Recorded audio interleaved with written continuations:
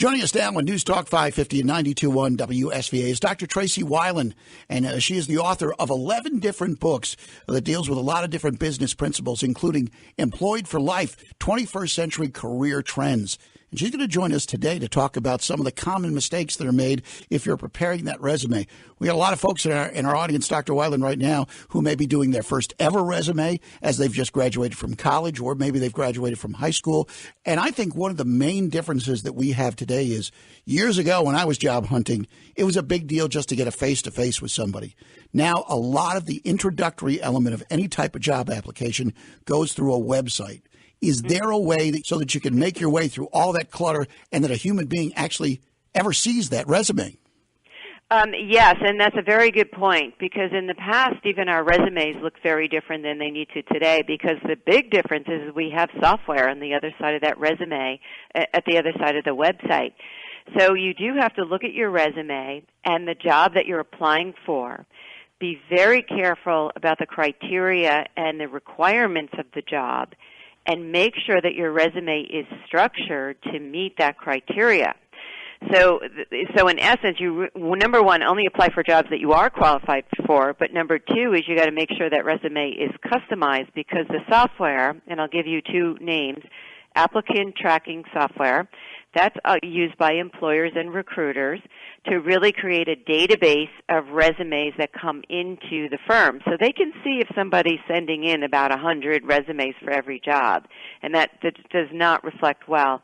The second software is Parsing Software. So as the resumes come in, the employer or the recruiter will parse the resume so that it can do quick key search words, right, searches. So you have to really think through how that resume is going to filter through all of these software systems.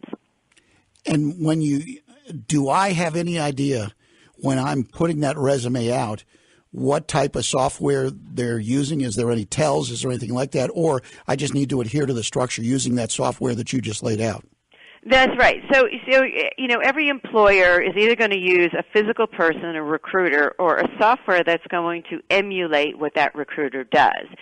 So the recruiter has the job opening. That's why I say you got to make sure you're matching that job opening. The recruiter is just envision him or her with a stack of 1,000 resumes, will be scanning it for title, experience, industry like retail or energy or finance, functional area like sales or marketing. If in that scan they don't see it, the resume will go into the garbage can.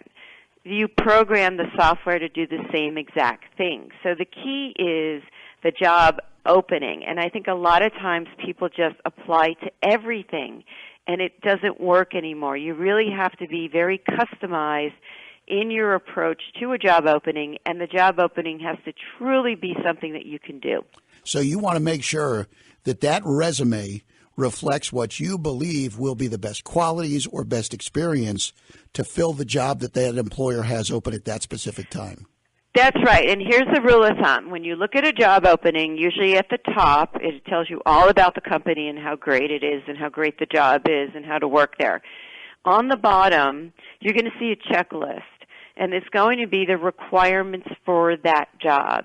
If you don't meet 80% of that, you need to let that job go, because there will be thousands of people who can check off 100% match. So you're not going to beat them, right? So you got to get into the system of looking at jobs very objectively and saying, do I have the skills for this or not?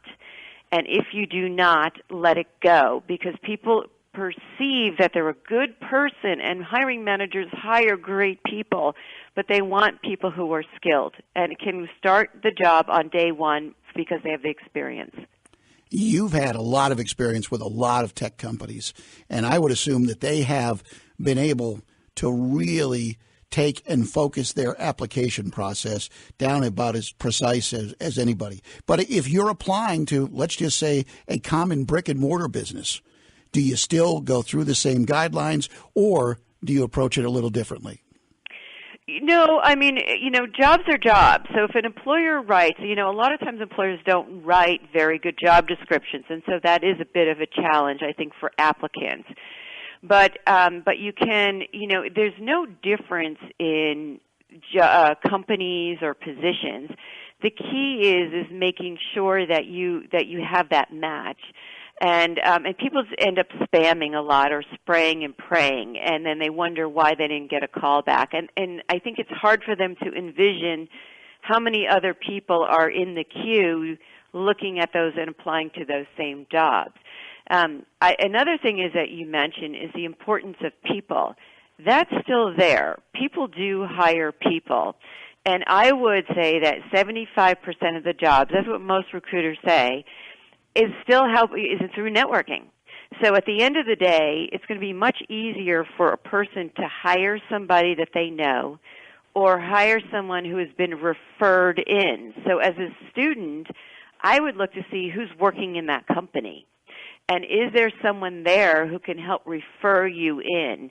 Because that's, an employer will always want that extra endorsement of someone who's already there. It's almost like they're validating you. So if you're validating someone, you don't want to have a bad situation, and the employer almost, has an opportunity to say, oh, here's someone can bring in someone that they know, and they'll take care of them. Dr. Tracey Wilen is a scholar at Stanford University, has been a scholar at Stanford University, also has worked in leadership positions at HP, Apple, Cisco Systems, and has authored over 11 books, including Employed for Life, 21st Century Career Trends. We're going to take a quick break. We'll come back with more with Dr. Wilen right after this.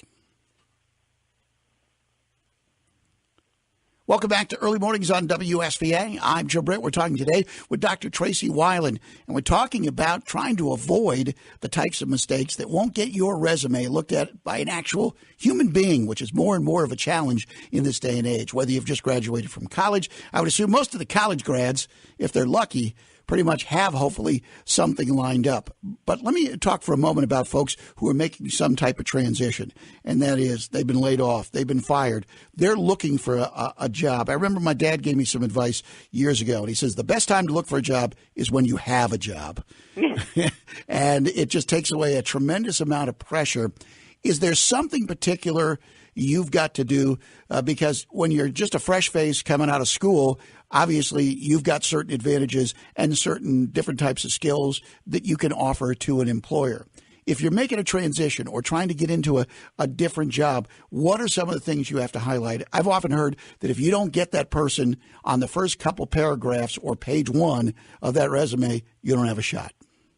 Yeah, so a couple of points. So most people, page one is the most critical page.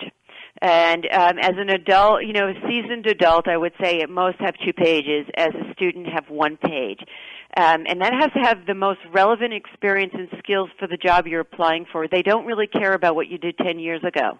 So your most recent job is the most relevant to the job opening. They're not going to look at that you spent 5 years there and then go to the next one, right? Because you haven't done that second job in over 5 years. So that most recent experience is key. Number 2 is if you're in a job, yes, it's much easier for a recruiter or employer. They want to hire people who are actually doing exactly what they want them to do in their company. So you make a move into the same or similar job and industry that you're in. Once you get into the new firm, that's where you explore making changes. And I think a lot of people think that they're going to get recruited. Maybe they're in manufacturing and they want to be in marketing. Well, that isn't how it works. An employer wants someone in a marketing position who has marketing experience. If you have not been working or you have been laid off, you need to show where your time is being spent. Everyone understands that you're looking for a job. It doesn't get you off the hook from continuing to use your skills and build up your experience. So there's a lot of on-demand jobs. There's a lot of volunteer jobs. There's a lot of ways that you can enhance and build up your skills. You can take classes, certifications. So you need to be still actively contributing. You could be starting a firm. So I think that's important, is everybody knows you're looking for a job, but be active in doing something that's relevant to the job that you have been in and you're trying to get. On the student side, every experience you have counts. So as when you ask me about different firms, every firm should, by now they all have career sections on their websites. As a student, go to the career section and look for the career section dedicated to students, because many companies will say, here's the job openings for students, or here are some of the rotational programs or leadership programs or training programs we have available for students. Go for that section of it, of the employer website, but also think about things you've been doing. The mundane summer job is experience. The volunteer, and community outreach is experience. The internship, even if you didn't get paid but got credit, that's experience. Write it up as if it was experience and a job, so that an employer, a hiring manager, can make the leap. How your teamwork in school, you led a sports team, you led a choir, you were on a team that achieved, a success in a project. A lot of companies have teams and they work on projects. All of this is very relevant if you word it correctly so that a hiring manager can make the leap. And you're also adding context to some of the things you've done, correct? I think a lot of people are at times a little uncomfortable in kind of spelling out the things that they've done or that they've accomplished. But if you don't do that, how will this potential employer ever know the type of individual or potential employee you're going to be? That's right. In the past, we were trained to just do a laundry list of tasks. This is what I did. Today, you need to put in the task and what you accomplish as a result of that task.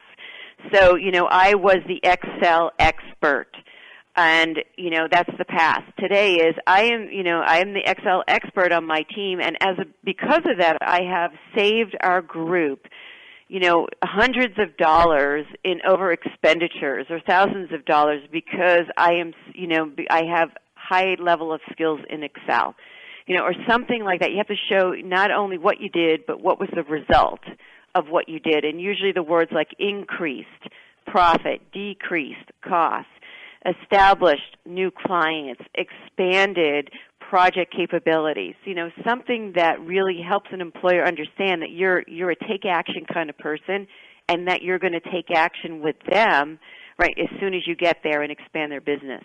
We're talking today on WSVA with Dr. Tracey Wilen. She's written over 11 books, including Employed for Life, 21st Century Career Trends. We're talking today about how to avoid putting out that resume that won't make the grade. We'll take a quick break for news and then come right back and we'll talk about resumes in the social media age with Dr. Wilen. Right after this on News Talk 550 and 92.1 WSVA. Welcome back to Early Mornings on WSVA. I'm Joe Britt, along with Frank Wilt, Jennifer Armstrong, and Carl Megenhofer. We're talking this morning on WSVA with Dr. Tracey Wilen. This is graduation time, so there's a lot of resumes that are going to be generated if they haven't already been generated. And Dr. Wilen deals with a lot of different areas of employment. She's written over 11 different books that deal with this, including Employed for Life, 21st Century Career Trends, has worked academically at Stanford University, and also worked with the folks at Apple, HP, and Cisco Systems. I want to finish up, Dr. Wilen, with talking about one area, and that is, this is something I didn't have to deal with, and a lot of folks didn't have to deal with when they were trying to get that first job in particular, and that is the social media out there today. How do you use it to your benefit, and then how do you also make sure that it won't hurt you or eliminate you from getting a job? That's right. So number one is you have to understand every employer recruiter is going to Google you. So you should get in the habit of Googling yourself. Remove things that are not going to add to your brand in a positive way.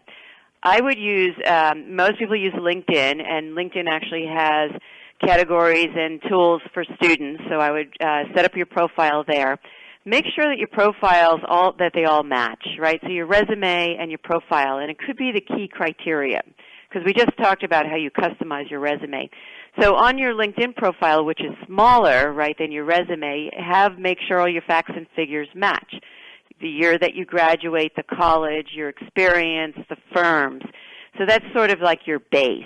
Then you can use your resume to build in the extra skills that we talked about. I like social media today because I think it can help students and adults build their brand beyond, right? So let's say you're a marketing expert or a finance expert. Well, I would start blogging and using Facebook and Twitter as ways that I can showcase my volunteer work, my blogs, my outreach in the area of finance or marketing. That helps create a very nice suite of really professional brand communications about myself. If you're an artist, I would use Pinterest, right, because I would display, whether it's music or art. On some of these channels, I would use YouTube as a way to film myself talking about what kind of skills and experience I have relevant to the marketing or the finance or the music or whatever I'm pursuing. So social media can be incredibly powerful because you can use it to enhance your brand. The negative side is when you don't understand that people look at your social media profiles and you keep more social things on it, like the last party you went to. Things that employers are going to say, well, that doesn't show me maturity and professionalism, and I don't want that in my company. So I think people have to be very careful about social media. So we shouldn't spend a tremendous amount of time commenting on the latest Captain America movie or the latest Kim Kardashian selfie.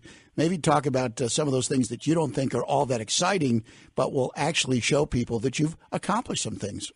Well, you could do that if you want to be a journalist and you want to show that you critique, modern day, celebrities and activities. But if you're pursuing a serious finance position, then I would, do something else, something that's going to show someone a unique side of you, that you volunteer, for example, for the PTA and you help them balance their budget, or you volunteer or do outreach at the hospital and you help them implement new technologies.